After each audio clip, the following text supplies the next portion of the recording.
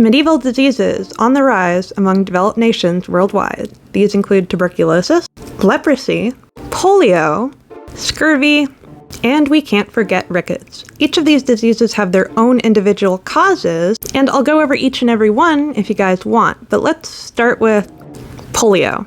Polio is a crippling disease that hasn't been widespread in decades.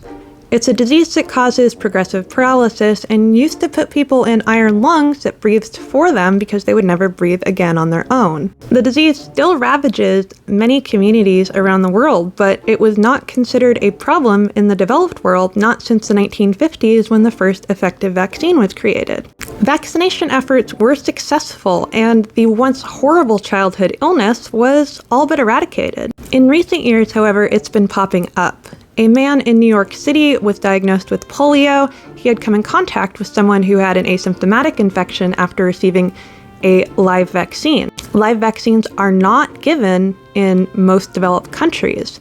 They're given as relief efforts as they are cheaper to manufacture and administer.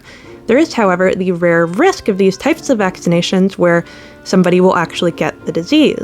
Again, in the United States, we would give a vaccine that does not contain the live virus, but still confers immunity.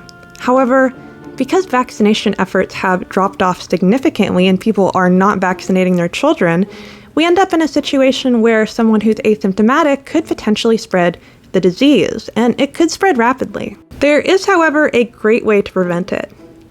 You can get vaccinated.